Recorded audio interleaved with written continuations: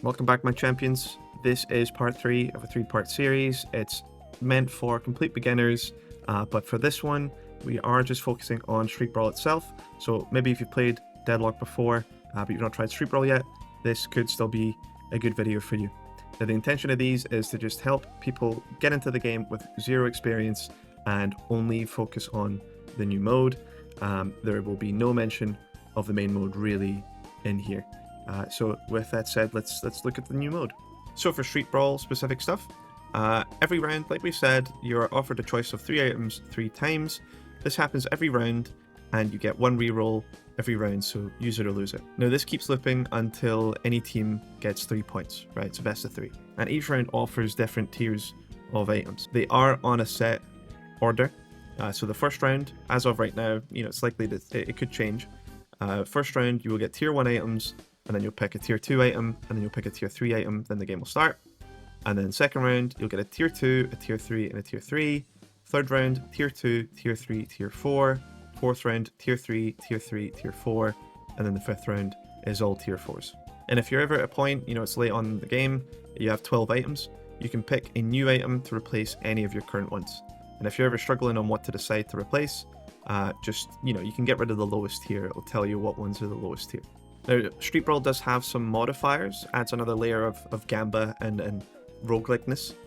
Every individual roll that you do for an item has a chance to be one of these modifiers. And modifiers are rare, enhanced, and legendary. There is one that could technically be a modifier. It's called upgrade, but it's a little bit different. We'll get to that. So if we cover the modifiers, we'll start with rare. It's the most straightforward one. Rare essentially upgrades that specific roll to a higher tier of item than what would have regularly been offered. If you get offered one of these in round 1 or 2, where the max tier of item that you could get offered is a tier 3, then you could suddenly end up with a tier 4 before anyone else, and that makes a big difference. Now we'll cover upgrades.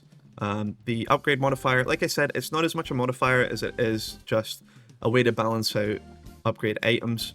So these offer you an upgraded version of one of your lower tiered items with an additional low tier item on top, so you're getting 2 items. And then we have enhanced items. These bad boys, oh, that's where you can really start rubbing and slapping your belly, because these are just some of the most fun, right? They're essentially mega beefed up versions of your regular items, and some of them can be really crazy, right? It's worth seeing. If you get an enhanced item, it's worth checking what is enhanced on that item, because some of them get really crazy, and they can be really game changing. So if you see one, even if it doesn't fit in your build, read it and see what's enhanced about it. Maybe you could fit it in. Lastly, we have legendaries. These are brand new items unique to Street Brawl, and they can be really build defining, right? So if you roll one of these, I don't really want to spoil what they are because a lot of them are really fucking fun. I did make a video about one of them you might have seen. But yeah, if you roll a legendary item, you should probably really consider taking it, because they are sometimes really fucking busted.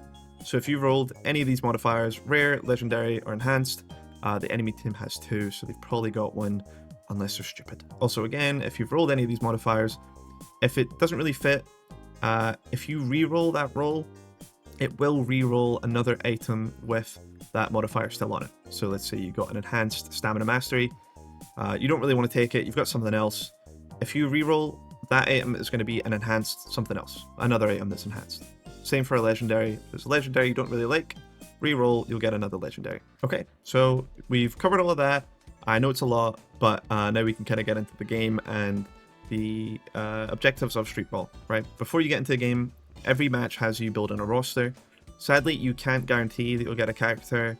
The closest thing you have are these new hero priority tokens. You build these up by playing matches, and if there's any new hero that you want to play, you can use one of these on them. And the only way you wouldn't get that character is if someone else has used a priority token and you lost a 50-50. But otherwise, you pick a roster of 3. Unless you're in a party of 3 or more, then you have to pick 4. Just something to note too.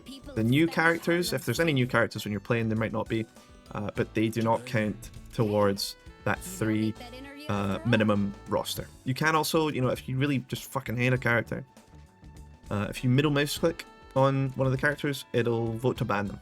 And every match, you'll have 2 banned heroes. It decides at random between your team's ban list and the other team's ban list. It'll pick one from each. Now, like I said, you can't guarantee a hero really, but you can change the priority. There's there's 3 different versions of priority. There's the regular, just having it in your roster. Then you can up it once for regular priority, and then you can have it high priority. So Street Brawl does take place just in the regular Deadlock map, except it's just focused to the one lane. And the main things you'll see is the lane itself, the Guardians, which are the towers, the zip line that takes you from base to the lane, and the actual enemies and the creeps. So of course our focus is to take the enemy Guardian, and to do that, we do need to get in close so that we can actually damage it. If you start shooting it from afar, you'll see that your damage numbers do say too far, right? You're not doing any damage. And it is a bit intuitive. You got to get a little bit of a feel for the actual range, but the environment around it will kind of tell you. You go up the stairs, and as long as you're within that kind of area, you will be able to damage the Guardian. Now you've went up there, and it's shooting you, right? It's shooting its laser beam at you. And if you get even closer to the Guardian, it will do a melee attack on you, which you can parry, by the way. What do? Well, you can see you actually do have the little creeps, like I mentioned. Creeps, minions, friends. But we want to use them to kind of tank for us, right? You'll see that our creeps are fighting the enemy creeps, and once we've cleared some of them out, if our creeps are still alive, they will push. They only know to push, and they'll push up to the tower. They'll start attacking it, and they'll tank the tower for you. So then you can get some hits in. But obviously, we've got our stupid chud enemies in the way. It adds to the mental stack and the obstacles. So really balance it all up and decide, is this a good time for me to push and do some turret damage? Now your creeps do come into lane about every 20 seconds or so. They'll take your zip line into lane, and they're all pretty similar except from one. One is carrying a banner, and that's the heal creep, right? If you kill the enemy's heal creep, it will drop a healing orb that does a healing AoE for your whole team, and it heals more based off of how low you are. So ideally, you know, what a match will look like is you're fighting with your creeps, you're trying to kill their creeps, but at the same time, the enemies are shooting at you or killing your creeps. So you'll try and get a pick on one of the enemies, and if you do get the kill, you know, you've got the numbers advantage. That's when you can really start pushing the advantage, push up to the tower and try and take it. Obviously, whenever you die, you're on a respawn timer. Those respawn timers do increase as the match goes on, but when someone has respawned, they will be taking the zipline back to the lane. Now, we've mentioned earlier with movement, every player does get a zipline boost. So when someone dies, you can probably expect them to use their zipline boost. So they'll be back pretty fast. But if you kill them again, that's really great for you because they won't have their zipline boost. They'll be in base even longer, and it should just be kind of GG for you. You can really get in there and kill their tower. So let's say you got the tower. Awesome. That's the round over. You do it all again, pick your items, go back to lane, take another tower until someone is at 3 points. However, if a tower hasn't gone down within 3 minutes, it does go into overtime. Now, overtime is signified by this little ditty that will play. You'll really know when it is overtime, and it increases everyone's respawn timers by quite a lot, and it increases your creeps' HP, so you can push even harder. Whatever team is on match point, it does get a little harder for them, so you know there's a bit of a comeback mechanic.